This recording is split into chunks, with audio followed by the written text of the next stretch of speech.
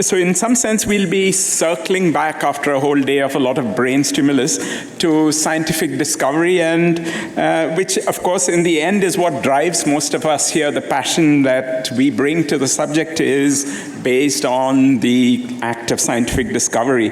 And I think I liked Professor Michael Levitt's beginning the day with talking about how questions are what drive science, and even vague questions, and especially probably vague questions.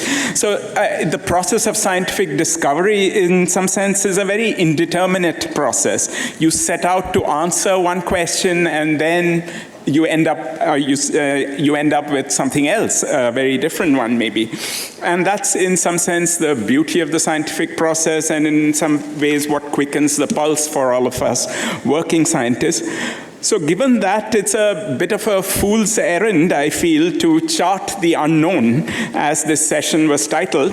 But perhaps what we can do is look at some of the frontiers and maybe get a glimpse of possible progress. And we have a great lineup of speakers here who have and are plumbing the frontiers of the very small, and thus also the very large, and as well as the very complex emergent phenomena in the physical sciences. And then we'll follow this up with a panel discussion, which will perhaps go a bit deeper into a few select areas.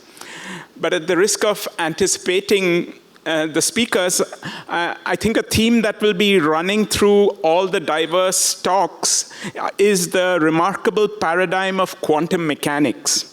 I would like to remind the audience that we are celebrating 100 years of the establishment of this very revolutionary framework of viewing or understanding the world.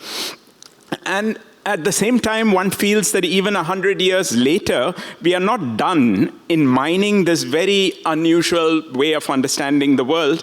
And I'm confident, if anything else, if we are charting the unknown, that quantum mechanics will be a guide, a kind of a beacon into at least the unknown in the physical sciences.